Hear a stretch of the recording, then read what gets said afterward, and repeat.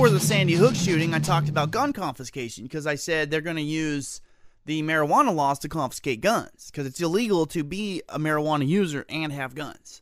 And if they start rolling out this thing where they can just prick your finger and test your blood, well, not only can they bust you on the road if you're high at that time, but you also can't own a gun.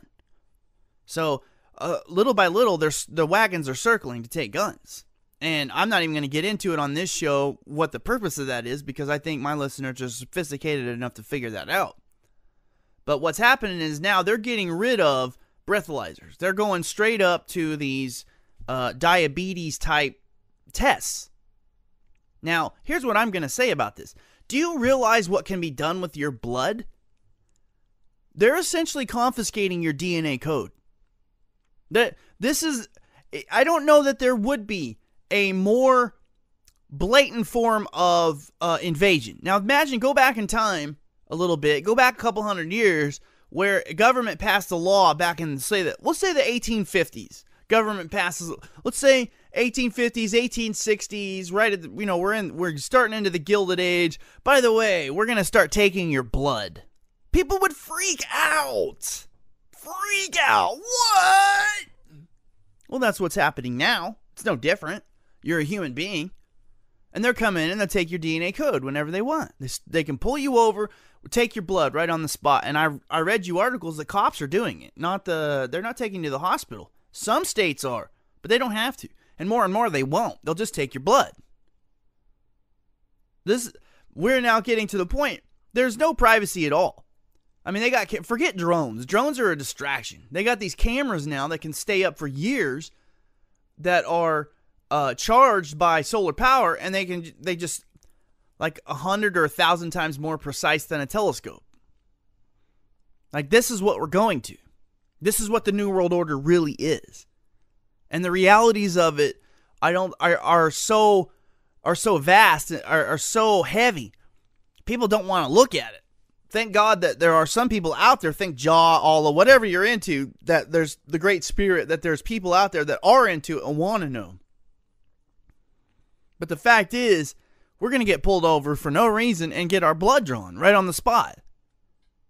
Because these are vampires now. And this is what I say to cops. I say, cops, you want to be turned into vampires? Did you sign up and take an oath to be a vampire? Because that's what you're becoming. So what happens now is that good cops are going to leave the force. Because they're going to see, A, they're being laid off on mass scale anyway across the country. And B, because they can use technology. They don't need cops anymore. If there's anyone who should feel not needed, it's probably cops. Think about how neglected their emotions are right now. And B, the good cops are like, I don't want to be part of that. I didn't sign up to be a vampire. So who's left? Just your thugs. And every cop out there that's worth their and cops are a necessary evil. I say this on the show all the time. That's why we don't slam cops. They're a necessary evil. But every good cop out there knows that they work with scumbags. They're scumbags on their force. Maybe if you have good management in cops, you're not going to have the scumbaggery. But the point is that every cop knows what a scumbag cop looks like. They probably have to interact with them.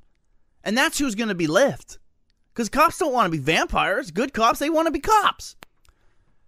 How much longer can humanity continue to play stupid? Because we're only playing stupid.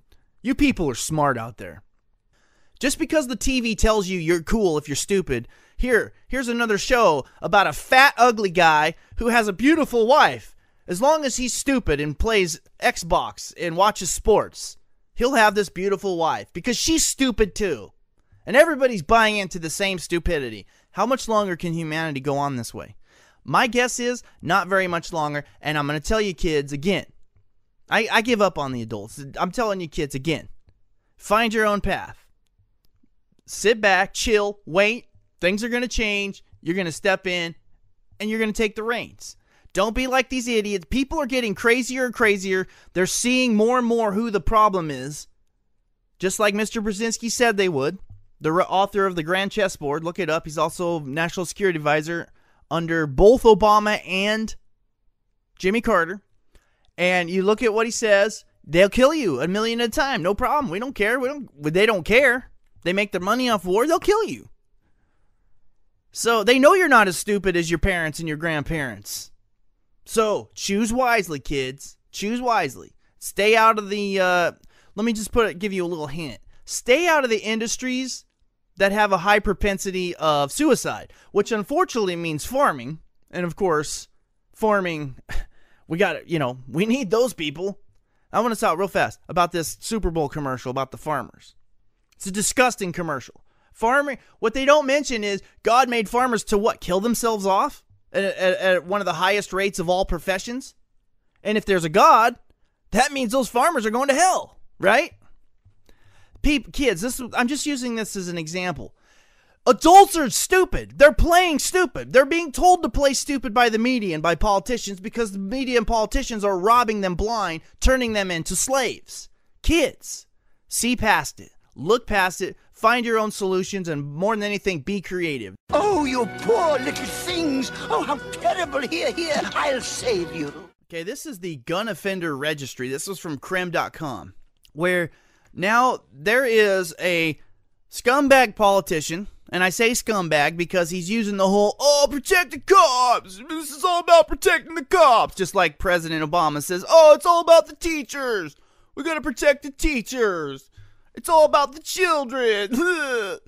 Bill would register gun violators similar to sex offenders. Okay. Will treating gun violators as sex offenders reduce gun violence? Washington State Rep. Mike Hope, Republican from Lake Stevens, is introducing a bill that would take a similar stance.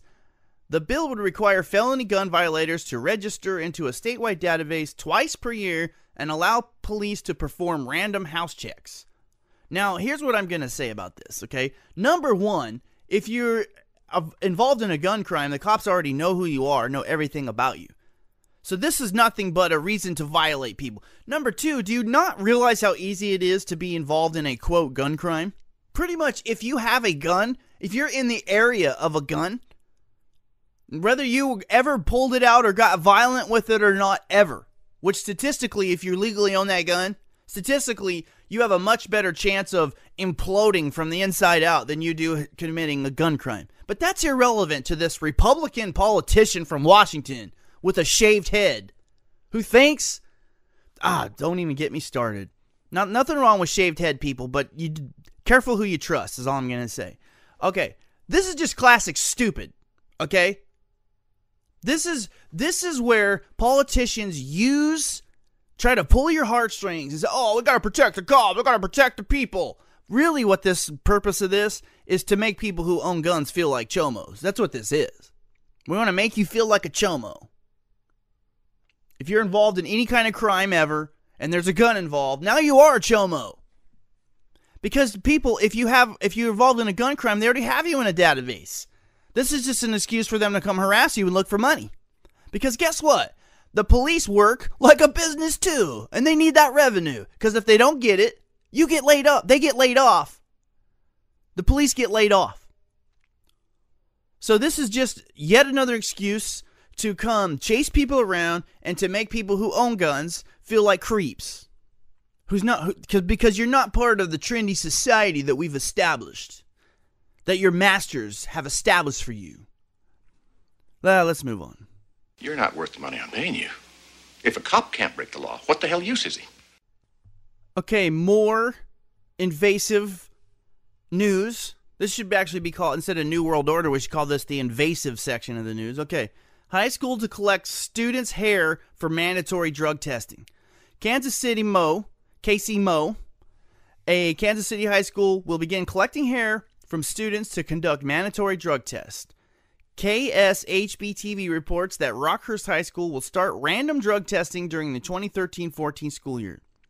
And then I'll tell you what they have to say about it. Quote, our point is, if we do encounter a student who has some bad decisions with drugs or alcohol, we will be able to intervene, get the parents involved, get him help if necessary, and then help him get back on a path of better decision-making, healthier choices for his life. That was from the Rockhurst principal, Greg Harkness. Of course, it's all about the kids. It's not all about being a New World Order lackey and stealing people's civil... People, how many times do I tell you on this show? You can tighten the screws too tight, and that's what's happening here. So look at these students. You have no future, students. Students, listen to me. When you graduate high school, you're going to be given three choices. You're going to be given three institutions to choose from, okay? Institution number one is the military, which you have a 25 times more likely to kill yourself than you do to die in combat, because that's the condition it really truly is in. Okay, the second choice you're going to be given is college, where you're going to increasingly go deeper into debt that you can never pay off. Statistically, it's becoming at least 2/3, if not the equal price of owning your own home. That's how far in debt you will be. And there's no jobs for you after that. And then, of course, number 3 is the private prison industrial complex, where you're going to be a slave, where states are actually laying off state workers and replacing them with free prison labor because you're a slave, okay? Those are your choices, kids. Now pee in this cup. Now you tell me how that's not gone too far. By the way, if we pull you over, we'll prick your finger and check your blood because you have no rights. We're watching you 24/7. We're going to invade every piece of your privacy. And if you guys get a little too uppity, well, we'll just create a war and we'll kill off your generation. That's where we're at. And God forbid you ever complain about the meat industry and the way we treat animals, because then you're a terrorist. That's just a little summary of the show so far today. Now think about that, people. That's the world we're in now. That's not a conspiracy. That's the world we're in now. Why have we done this to ourselves? Well, we didn't. A very small group of people did it, while a group of people like the Attorney General stood in our way. That's what happened. Just want to make sure I get that clear and out in the open. And police, you're getting laid off. You're on your way out the door anyway. So don't you get all uppity with us. And we stole your pension. Okay, let's move on to the next story. See, he just told you to shut the f*** up. 3 states are at the latest state to introduce ag-gag laws, and lawmakers in 10 other states introduced similar bills in 2011, 2012. And basically, I'm going to go through this.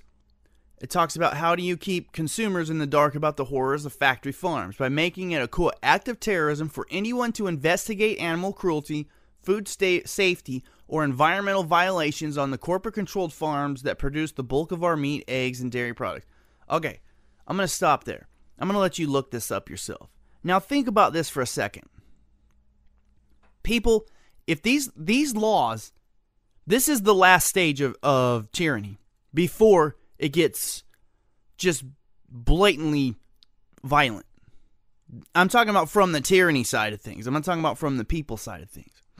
If anything, the last few years has shown that people as a whole are very, very, very, very passive and peaceful around the world.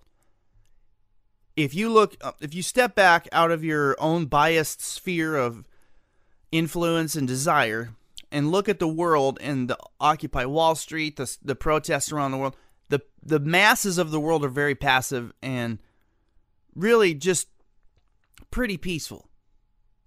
And the New World Order has done a pretty good job of not showing their true violent hand to the middle class level people of the industrialized world. They're just showing hints of it. This is where it goes into the new territory of showing their brutal hand. If you're going to call an act of terror, how many more people every year become vegetarian?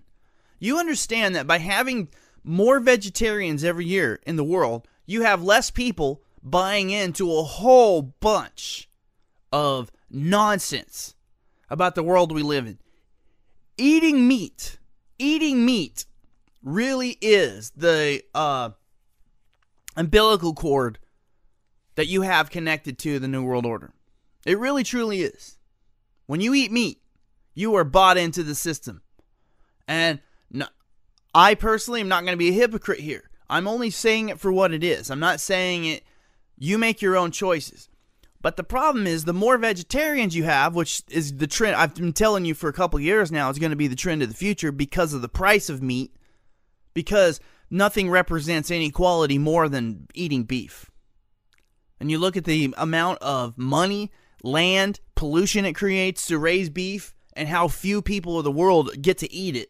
There's no greater example of inequality in the world than eating beef, okay? It's just simply not going to be done forever. we're burning down the rainforest to raise more and more beef. It's not sustainable. So the less people eating meat and the less they eat, and the more and more prominent citizens that quit eating meat, the more people are going to say, why do we even have this corporate Auschwitz? Why do we even have this Auschwitz for animals system? Well, because if you talk against it, it's an act of terrorism. Do you understand how that is? We're no longer talking about where this is going. We're there now.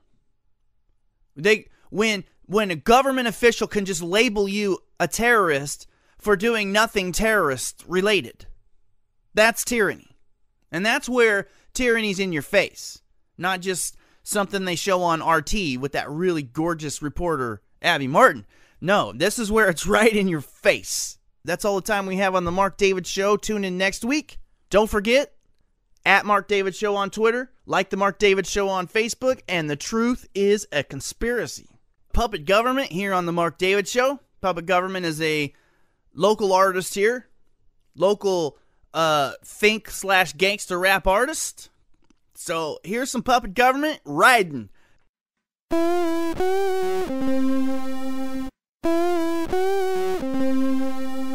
be riding. We be riding.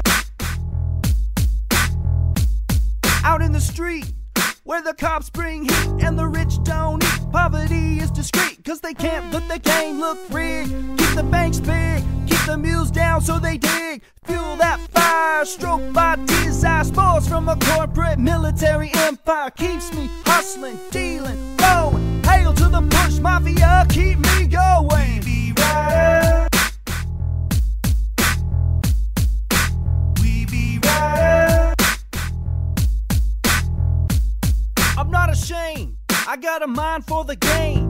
I can't stay the same, I'm in the fast lane. Someday they'll kill me, today they're still just trying to chill me. Now feel me, I got poverty on my mind, and my mom's reminding me all the time that hustlers get shot and stabbed. We're hustlers, what choice do we have? We be riding. We be riding. We be riding. We be riding. I gotta blow, smoke a blunt before I go. I get high before I sell my soul. I gotta make my dough each day, get paid, hide from the cops I pay. It's just a fact of life. Life is strife, don't fight the good fight, twist the knife. Be a man at heart, a man apart. Be a man not afraid to start.